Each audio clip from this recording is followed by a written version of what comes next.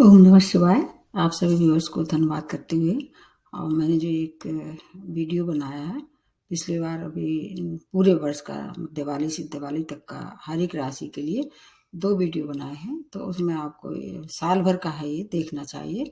बहुत सटीक है और बहुत शॉर्ट में भी है, इसलिए बहुत समय भी नहीं देना पड़ेगा। आज मैं एक ऐसे सब्जेक्ट को लेके आई हूँ जो शायद आप लोगों के भविष्य में काम आता हो या ना आए, उसको ध्यान रखना चाहिए। वो है, अगर आपको धोखा मिल रहा है लगातार, अब धोखा वो अलग तरह से हो सकता है। अगर कुंडली में आपको नहीं मालूम है, सब कुछ ठीक है और फिर भी आपको धोखा मिल रहा है, आप अच्छी ईमानदारी से काम कर रहे हैं, पूरी मेहनत कर रहे हैं, फिर भी आपको रिजल्ट बिल्कुल भी अच्छे नहीं मिल रहे हैं। अब वो उसका कारण क्या है? आपको नेटल चार्ट में आप उसको कैसे पहचानेंगे? या मान लीजिए आप विवाह योग्य हैं, विवाह करने वाले हैं और उसके पहले अगर आपको ये बात मालूम कर किसी भी तरह से पड़ जाए, आपको उसको निश्चित रूप से कुछ न कुछ उसका फ़ायदा होगा। अब ये सब बातें कैसे देखेंगे? ये मैं अपनी तरफ से कोशिश करती हूँ आपको संक्षेप में समझाने की, और अगर आप इसका ध्यान रख के काम करेंगे तो मेरा विश्वास है कि आप बहुत सी परेशानी से बच सकते हैं। जीवन में वैसे तो हर तरह के संकट आते जाते हैं और हमको कुछ सिखा के ही जाते हैं। फिर भी जानबूझ के कोई आग में छलांग नहीं लगाता है, लेकिन अगर आपको थोड़ा-सा अंदाज़ हो जाता है तो आप उस मतलब उस परेशानी से फाइट करने की क्षमता भी बढ़ा सकते हैं, उससे बच भी सकते हैं। इस तरह से अगर धोखा देखा जाए तो 2 तरह से आपको प्रभावित कर सकता है। एक तो ये रिश्तों में जैसे धोखा हो सकता है, और रिश्ते में आपके जैसे भाई-बहन हो सकते हैं, आपके मित्र हो सकते हैं, और सबसे बड़ा धोखा रिश्तों में होता है विवाह का और प्रेम का। और दूसरी तरह के जो होते हैं धोखे, वो हैं धन से संबंधित, व्यापार से संबंधित, या आप जिसके जहाँ आप काम कर रहे हो, आपके संग काम करने वाले, आपके बॉस, आपके संग जो और जो सहकर्मचारी हैं, वो आपको धोखा देने की नीयत रखते हैं, तो उसको थोड़ा-सा आपको अपनी स्वयं की कुंडली से देखना चाहिए। दूसरे पे तो अपना बस है नहीं है। अगर उसको धोखा देना है तो वो आपको नहीं, किसी और को धोखा देगा। लेकिन अगर आप अपने स्वयं को समझ जाएँ, उस आप बच सकते हैं। इस तरह से मैं 2 तरह के धोखे की आज चर्चा करती हूँ, और उसके बाद भी होते होंगे, लेकिन मैं आज केवल 2 ही तरह के धोखे के बारे में बता रही हूँ। सबसे पहले ये देखना होगा कि कौन-कौन से ग्रह ऐसे हैं जो धोखा देने के लिए उत्तरदायित्व रखते हैं, या उनमें इतनी क्षमता होती है कि अगर वो खराब हो जाएँ किसी भी तरह से चार्ट में आपके, तो वो धोखा देने में सक्षम होते हैं। ये हैं राहु, केतु और शनि, ये 3 पापी ग्रह हैं। तो इनकी जो इनका काम यही होता है, अगर ये दूषित हो जाएँ, खराब हो जाएँ, सही भाव में नहीं गिरें और पड़ें। इसके अतिरिक्त अशुभ ग्रह क्या अगर आपके नेटल चार्ट में वीक हैं, तो फिर ये आपको धोखा देते हैं। अक्सर प्रेम में धोखा देने के लिए ज़्यादा लोग परेशान होते हैं, अवसाद में आ जाते हैं कई-कई बार, सुसाइड तक की मतलब ये और अग्रसर होते हैं। ठीक व्यापार में भी अगर आदमी उसका व्यापार डूब जाता है, पैसे की तरफ से दाने-दाने को मोहताज होता होता है, तो वो भी अवसाद में आ सकता है। अब हमको ये देखना है कि क्या-क्या ऐसी परिस्थितियाँ हैं आपके नेटल चार्ट में कि आपको सचेत करने की स्थिति में बता रहे हैं। जैसे कि सबसे पहले तो 3 ग्रह की स्थिति देखना चाहिए। अगर आपको अपने विवाह के लिए देखना है, तो आपको क्या देखना है, आपका पंचम भाव जो होता है और सप्तम भाव, इनसे विवाह का आप निर्धारण करते हैं। तो पंचम भाव में अगर ये ग्रह जैसे कि राहु बैठा हुआ है, मंगल बैठा हुआ है एक साथ, या उनका कहीं से कनेक्शन है आपका पंचम भाव से, सप्तम भाव को अगर प्रभावित कर रहे हैं ये ग्रह, तो आपको धोखा हो सकता है। और इसके अतिरिक्त विवाह से संबंध रखने वाले बृहस्पति जो अगर कमज़ोर हैं, और उनको किसी भी तरह से राहु से उनका कनेक्शन हो गया है, कैसे गुरु चांडाल योग का निर्माण हो गया है और उसका संबंध आपके पंचम या सप्तम भाव से हो गया है, तब भी आपको विवाह में धोखा मिल सकता है। जैसे आपको कुछ बता दिया जाएगा, मान लीजिए आप लड़के के बारे में कुछ और जानकारी लेंगे आपको कुछ और बता दिया जाएगा। शादी के बाद आपको पता पड़ा कि ये तो सब जो उन्होंने बताया था, चाहे वह लड़की हो चाहे वह लड़का हो, वो सब गलत है। तो पंचम भाव को देखना चाहिए, दूषित है। सप्तम भाव को देखना, सप्तम भाव सबसे ज़्यादा इम्पोर्टेंट है, वो दोनों ही मामले में इम्पोर्टेंट है। जैसे कि आपका वैवाहिक संबंध कैसा होगा, और व्यापार के लिए भी सप्तम भाव देखते हैं। इसलिए सबसे ज़्यादा धोखा अगर होता है तो आपको सप्तम भाव सबसे पहले देखना चाहिए। उसका कहीं से भी कनेक्शन अगर हो जाता है राहु से, क्योंकि राहु क्या है, हर चीज़ को भ्रमित करता है, एक्सपेंड कर देता है हर चीज़ को। और अगर आपके नेटल चार्ट में कमजोर चंद्रमा हुआ, चंद्रमा कमजोर कैसे होगा, या तो वो डिग्री वाइज वाला बल होता है। वैसे भी चंद्रमा अपनी बहुत जल्दी जल्दी राशि बदल देते हैं, ढाई ढाई दिन में। ऊपर से अगर कम ऐसा चंद्रमा हुआ जो वीक हुआ, वीक कैसे होगा, शनि से पीड़ित हो सकता है, राहु से पीड़ित हो सकता है, या ऐसे पापी ग्रह पे उनकी दृष्टि हो सकती है, उनके साथ हो सकता है। तो फिर आपको कमजोर चंद्रमा की वजह से और राहु भ्रमित करके धोखे देता रहता है। अलग अलग तरह की बताते हैं। जैसे अगर आपको वैवाहिक संबंध में धोखा मिल रहा है तो आपको अपने शुभ ग्रह जैसे शुक्र हैं और बृहस्पति को प्रबल करना चाहिए। और अगर व्यापार में अगर धोखा मिल रहा है तो व्यापार के धोखे के लिए क्या करना चाहिए आपको, कि बुध को देखना चाहिए। अब और बताते हैं उसके बारे में, और ठीक से बताते हैं। जैसे मंगल और शनि अगर दोनों ही आपके साथ कहीं और खराब भाव में स्थित हैं तो मंगल आपके रिश्तों को खराब करेगा। वो रिश्ते आपके भाई बहनों के हो सकते हैं, पति पत्नी के, या आपके और मित्रों के भी हो सकते हैं। बहुत से रिश्ते होते हैं जीवन में जो महत्वपूर्ण होते हैं। तो मंगल और शनि की युति अगर कहीं बन गई है, और जिस भाव में बन गई है, ये जिस भाव को पीड़ित कर रही है, उसी भाव से आपको धोखा मिलने की संभावना होगी। उसी तरह से अगर मान लीजिए भाई बहन के घर में बन गई है, जो कि आपके दो भाव होते हैं, एक थर्ड और एक 11th है, तो 11th भाव और ज़्यादा इंपॉर्टेंट होता है, क्योंकि एक तो वो बड़े भाई बहनों का होता है, दूसरा आपकी महत्वाकांक्षा का, मनोकामना का होता है। तो वो आपकी कभी कोई मनोकामना पूर्ण नहीं कर होंगी, हर बात में आपको रोड़ा मिलेगा। थर्ड भाव से छोटे भाई बहन देखते हैं तो छोटे भाई बहनों से आपको धोखा मिल सकता है। तो मंगल शनि की युति एक तो इस मायने में बहुत मतलब परेशान कर सकती है, और दूसरा मंगल के अतिरिक्त अगर शनि का अकेला देखें, मंगल तो करेगा रिश्तों को खराब, लेकिन शनि क्या करेगा, आपके जो आपके कार्य क्षेत्र है, जो आपका जॉब है, जो आपका प्रोफेशन है, उसमें आपको परेशान कर लेगा। तो मंगल आपके रिश्ते को खराब करेगा और शनि आपके कैरियर के लिए बर्बाद होगा।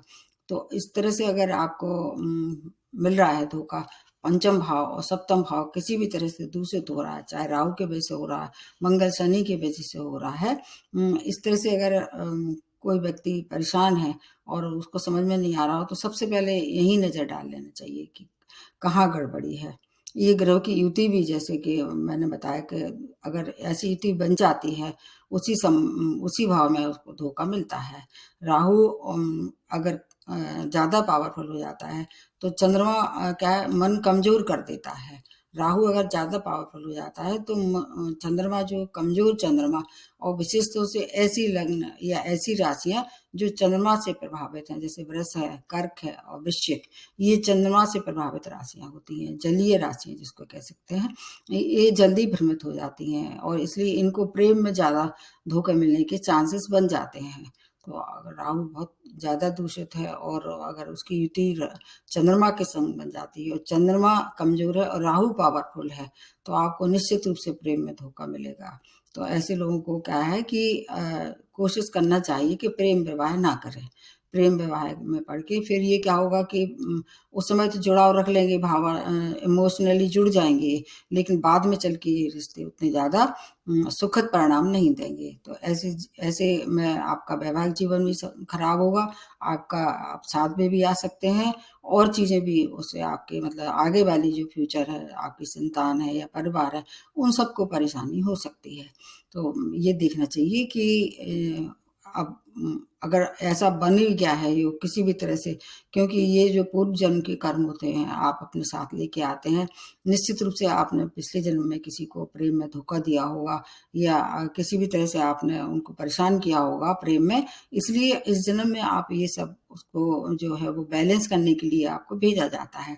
अब बन ही गया है, मान लीजिए राहु का संबंध सप्तम घर से, पंचम घर से, मंगल के साथ युति बनी है, चंद्रमा के साथ युति बनी है, या शुक्र बहुत कमजोर कमज़ोर, कई बार ऐसा भी होता है कि राहु और शुक्र की अगर स्थिति को दोनों को कंपैरेटिवली देखा जाए तो शुक्र कमज़ोर हो जाता है, तो आदमी जो है वो क्या है, बरबस किसी अन्य की तरफ आकर्षित हो जाता है, और वो आकर्षण क्या होता है, क्षणिक होता है, भावनात्मक नहीं होता है। वो केवल क्या होता है, थोड़ा-सा शारीरिक आकर्षण होता है। उस समय कुछ समय बाद फिर वो खत्म हो जाता है। अगर कोई किसी से आत्मा से नहीं जुड़ता है, तो उसका जो संबंध होता है वो कैसे हो जाता है, कुछ समय बाद उसमें आकर्षण खत्म हो जाता है। शुक्र क्या आकर्षण क्षमता बढ़ा देता है, और उसमें अगर राहु खराब हो जाता है तो और ज़्यादा भ्रमित कर देता है। उसको हर चीज़ बहुत आकर्षित लगती है, और कुछ समय बाद जो जैसे एक बादल है छट जाता है, ठीक इसी तरह से वो भ्रम भी मिट जाता है। उसके बाद फिर आदमी धोखे से परेशान होता है, अपना पूरा जीवन जो है वो नर्क बना लेता है। पति-पत्नी में रिश्ते हमेशा खराब रहते हैं। शुक्र का संबंध सीधा वैवाहिक संबंध से होता है। तो ये देखना चाहिए कि अगर शुक्र और राहु का कहीं से कॉम्बिनेशन बन रहा है, उसकी मैंने एक बहुत अच्छी पूरी सीरीज़ बनाई है, राहु के संग किस-किस ग्रह की युति बनती है और किस भाव में बनती है। उसमें ये देखना चाहिए कि शुक्र कमज़ोर तो नहीं है, राहु ज़्यादा पावरफुल तो नहीं है। ऐसी स्थिति में फिर आपको ध्यान रख के फिर अपना शादी-विवाह आगे बढ़ाना चाहिए। अब इसके बाद मैं रेमेडी दोनों के लिए अलग-अलग बताऊँगी। तो ये तो अपने आपके 5th भाव से और 7th भाव से मिला के अगर देखें, तो ये हो गई आपके प्रेम में धोखे खाने की स्थिति के, प्रेम विवाह ना करें। अगर ऐसी स्थिति बन रही है तो ध्यान रख के फिर शादी आगे बढ़ाएँ। और चंद्रमा के वजह से, कमज़ोर चंद्रमा की वजह से कई बार बहुत खराब स्थिति बन जाती है, और खराब मंगल कई बार कभी-कभी क्रोध बहुत बढ़ा देता है। क्रोध के कारण हिंसक परिणाम बनते हैं, और अगर मंगल और शनि की युति बन जाती है किसी भी तरह से, तो ये बात यहीं खत्म नहीं होती है धोखे देने तक, ये आगे तक जाती है, कोर्ट केस वगैरह इन सब तक ले जाके, और फिर ये लंबा समय चलता है, क्योंकि शनि हर चीज़ को डिले करवा देता है, और मंगल इसमें क्या है, आग में घी का काम करता है। तो इसलिए अगर ऐसी स्थिति बन गई है और आपको समझ में नहीं आ रहा है, तो कोशिश यही करना चाहिए कि जब शादी करते हैं या वैवाहिक संबंध आगे बढ़ाने की कोशिश करते हैं, तो पहले देख लेना चाहिए कि घर मतलब कहाँ कितना एडजस्टमेंट हो सकता है दोनों में, वर और कन्या में। तो ये देखना एक बहुत ही ज़्यादा महत्वपूर्ण चीज़ है। और शुक्र राहु अगर पीड़ित हैं तो विवाह में निश्चित रूप से धोखा होना निश्चित है। इनका संबंध अगर सप्तम भाव से बन गया है तो और ज़्यादा है। अगर बृहस्पति कमज़ोर हो गया है और चंद्रमा भी कमज़ोर है, विवाह में धोखा होना तय समझ लीजिए। राहु, बुध और चंद्रमा ये तीनों मिलके ये काफ़ी पीड़ित कर सकते हैं जहाँ तक है विवाह में।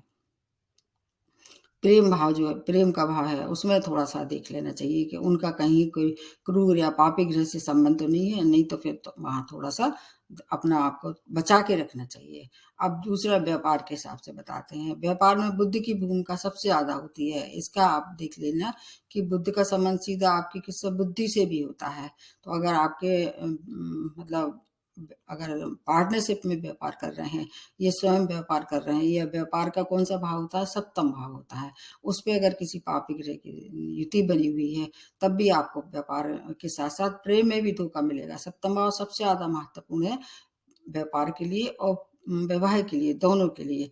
ऐसे लोगों को भी कभी जब खराब स्थिति हो जाती है, बुध की, मंगल की स्थिति अगर सप्तम भाव में और राहु उससे को खराब कर दे या शनि उसको खराब कर दे, तो प्रेम वैवाहिक में कभी भी नहीं पड़ना चाहिए, और व्यापार भी पार्टनरशिप में बिल्कुल भूल के नहीं करना चाहिए। ऐसी स्थिति में आपको स्वयं बचाव करने के लिए आप अपना अलग व्यापार कर सकते हैं, या अगर कोशिश करें कि व्यापार ना करें, जॉब में रहें, या जो और कार्य करते हैं उसमें ही अपना गुज़ारा-बसारा करें, क्योंकि पैसा आने के बाद भी अगर मानसिक अशांति होती है, अवसाद में आप आ जाते हैं, तो उस पैसे का सही उपयोग नहीं कर पाते हैं।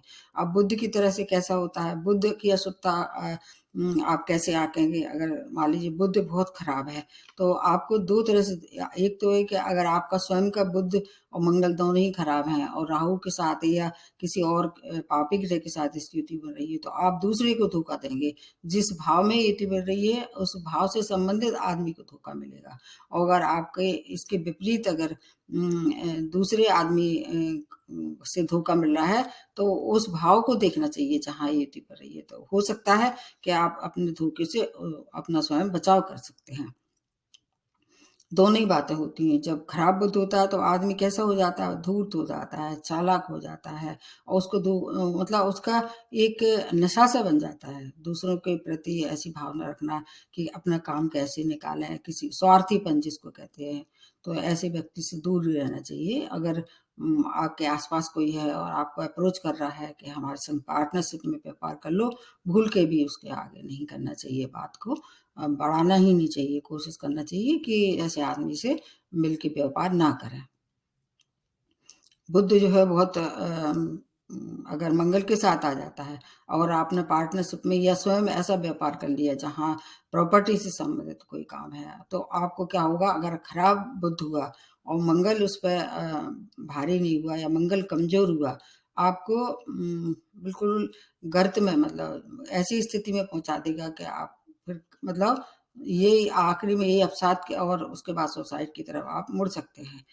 विशेष तौर से धोखा देने वाला बुद्ध जो है वो व्यापार में घाटा देता है और गलत जगह सही निर्णय लेने में, मतलब ये क्या है, बुद्ध का संबंध सीधा निर्णय क्षमता से होता है, गलत निर्णय देता है ये। और अगर राहु का संबंध इससे हो जाता है तो वो धोखा भी देता है, तो कोई भी गलत निर्णय ले और गलत निर्णय लेने के साथ उसमें आग का घी काम, आग में घी का जैसे करते हैं ना, तो धोखा के लिए राहु सबसे ज्यादा होता है, क्योंकि ये मन को भ्रमित कर देता है। जैसे उन शुरुआत थोड़े से कम से उसकी, तो थोड़ा-सा उनमें फ़ायदा हुआ, फिर और इन्वेस्टमेंट कर दिया, उसके बाद एक स्थिति ऐसी आएगी कि आप कंगाल हो जाते हैं और फिर उसके बाद जो है वो आप पीछे हटने की कोशिश करें तो भी आप पीछे नहीं हट सकते हैं।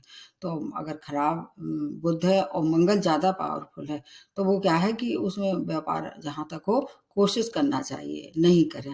11th भाव भी कहीं-कहीं इसके लिए उत्तरदायित्व रखता है, ख़ास तौर से प्रेम विवाह के लिए। प्रेम विवाह में अगर 11th भाव भी खराब है आपका, कोई बहुत खराब वहाँ ग्रह हैं, उनकी दृष्टि पंचम पे पड़ रही है, तो वो इसलिए भी प्रेम में धोखा मिल सकता है। 11th भाव का भी काफ़ी कुछ मायने रखता है। हालाँकि एक अच्छी बात है, 11th भाव में कोई पापी ग्रह, दुष्ट ग्रह जो है वो उतने खराब फल नहीं देता है। वो भाव इस मामले में आप लोगों को बचाव करता है। अब आपको 3-4 चीज़ों का मैं बताती हूँ। पहले तो 3 ग्रह दिखने चाहिए, राहु, केतु व शनि कहाँ है? मंगल से और चंद्रमा से अगर इनकी युति है, तो आपको फिर कोशिश करना चाहिए कि जितना हो सके स्वयं बचाव करें। और अगर बुध खराब है आपके नेटल चार्ट में, तो पार्टनरशिप में बिल्कुल भी व्यापार ना करें और पार्टनरशिप के अलावा भी व्यापार ना ही करें तो ज़्यादा अच्छा है। कई बार बुध जो है वो कम्बस्ट हो जाता है, जिसको कहते हैं अस्त हो जाता है, या नीच है, जैसे चंद्रमा नीच होता है तब भी आपका मन कमज़ोर कर देता है, या किसी पापी ग्रह से युत होता है तब भी आपको चंद्रमा की वजह से परेशानी हो सकती है। तो पंचमेश अगर आप नीच राशि में है तो धोखा मिल सकता है, शत्रु राशि में है तो प्रेम में धोखा हो सकता है, और अगर 11th भाव पे क्रूर ग्रह है तब भी आपको परेशानी हो सकती है। ये शुक्र मंगल की युति भी कई बार कैरेक्टरलेस बनाती है, अगर सप्तम भाव में या पंचम भाव में आ गए आदमी जो है दूसरे की ओर, चाहे मेल हो चाहे फीमेल हो, दूसरे की पति पत्नी उनको ज़्यादा अच्छे लगते हैं, वो क्षणिक होते हैं जैसे मैंने बताया, उसमें थोड़ा-सा आपको उन्मादी बना देता है आदमी और शारीरिक सुखों की तरफ भागता है। उन सब से आपको बचना करना है निश्चित रूप से। ऐसी स्थिति बन जाती है तो आपको 2 काम करना है। सबसे पहले बताते हैं, अगर आपको प्रेम से संबंधित या विवाह से संबंधित कोई कार्य ऐसा है कि करना है, तो सबसे पहले आपको राहु की शांति करा लेना चाहिए। राहु की शांति के उसके अलग-अलग मंत्र होते हैं और पंडित जी से, कोई से अच्छे विद्वान से आप राहु की शांति करा के फिर शादी कर सकते हैं। और अगर इसके अतिरिक्त फिर क्या है कि अगर मंगल के द्वारा कोई परेशानी है, तो आपको क्या करना है कि कोशिश करना चाहिए हनुमान जी की उपासना। हनुमान जी की उपासना करने से मंगल जो है रिश्तों को खराब करता है, वो रिश्ते आपके भाई-बहन के भी हो सकते हैं। तो मंगल को अगर सही करना है तो आपको क्या है कि हनुमान जी की उपासना करना चाहिए। और अगर इसमें शादी में अगर परेशानी होने वाली है या धोखा मिल गया है, तो आपको हल्दी मिला के जो है जल सूर्य को अर्घ देना चाहिए, जितना हो सके गायत्री मंत्र का पाठ करना चाहिए। और फिर भी अगर कोई परेशानी है तो आपको एक पुखराज धारण कर लेना चाहिए। वैवाहिक संबंध को बचाने के लिए पीला पुखराज या पीली चीज़ों की जो मतलब चीज़ें, जैसे आपकी हल्दी की गांठ है, उसको पहन के फिर आपको शादी करना चाहिए। और मंगल अगर आपको ज़्यादा लग रहा है कि हमारे वैवाहिक संबंध को खराब करना है, किसी ने बताया, तो जब आप विवाह करते हैं तो लाल मतलब जोड़ा, चाहे वो मतलब वधू हो चाहे वर हो, लाल चीज़ों का मतलब लाल वस्त्रों का उपयोग कोशिश करें कि ना करें। लाल और काले रंग का, लाल और काले रंग का उपयोग ना करें विवाह में। ये आपके लिए एक अच्छी मतलब वो है, रेमेडी है इसकी तरफ। और जब अगर व्यापार में कोई परेशानी आ रही है तो आपको कागजी कार्रवाई देख के करना चाहिए, पार्टनरशिप से बचाव रखना चाहिए और पूर्व दिशा की ओर काम करके, जो भी काम करें पूर्व दिशा की तरफ अपना फेस करके करें। उससे क्या होगा, आपका सूर्य मजबूत हो जाएगा। सूर्य को मजबूत करना चाहिए। मैंने देखा है कि आपके नेटल चार्ट में अगर 35% जो है वो अगर परेशानी है तो चंद्रमा और सूर्य की वजह से होती हैं। तो ऐसे में अगर आप सूर्य को प्रेफर करेंगे तो आपका वैवाहिक जीवन भी सुखद रहेगा। और उसको आपको जैसे मैंने बताया कि बृहस्पति को मजबूत करना है, क्योंकि बृहस्पति को जब मजबूत करेंगे तो राहु की पावर स्वतः ही कम हो जाएगी। और ऐसे में ओपल और हीरा भूल के भी नहीं पहनना है। अगर आपका वैवाहिक संबंध खराब हो रहा है, आपको धोखा मिला है या मिलने की संभावना है, तो ओपल और हीरा धारण नहीं करना है किसी भी तरह से। और अगर बुध खराब है और बुध की अगर अशुभता कम करना है तो आप पन्ना धारण कर सकते हैं व्यापार के लिए। तो शादी के लिए पुखराज और व्यापार के लिए पन्ना। और अगर बहुत ज़्यादा खराब है आपका बुध, तो आप क्या करना चाहिए, आप गणेश जी की उपासना करें। जैसे मैंने बताया कि शादी के लिए आप हनुमान जी की उपासना मंगल के लिए कर सकते हैं, ठीक इसी तरह बुध के लिए गणेश जी की उपासना भी आप कर सकते हैं। तो इसकी जो नेगेटिविटी है, जो इन जो पापी ग्रह की, वो समाप्त हो जाएगी और जो शुभ ग्रह हैं उनकी मतलब पावर बढ़ सकती है। ऐसे में आप अपने स्वयं की रक्षा स्वयं कर सकते हैं। और फिर भी कोई परेशानी है तो फिर आपको फिर सीरियसली किसी को दिखाना चाहिए अपने नेटर चार्ट, और फिर ही जो संबंध आगे बढ़ाएं। तो आपके लिए ये मतलब एक छोटी सी रेमेडी मैंने बताने की कोशिश की कि अगर आपके नेटर चार्ट में ये ग्रह हैं और संबंध इनका जिस जिस भाव से मैंने बताया उनसे संबंध बन रहा है, तो दो चीज़ों के लिए आपके लिए बहुत अच्छी रेमेडी है। कोशिश करें, इसको फॉलो करें। और फिर भी अगर इसमें कुछ आपको मेरी मदद चाहिए हो तो मेरे को मेल कर सकते हैं। तो आज यहीं समाप्त करते हैं। नमस्ते और धन्यवाद।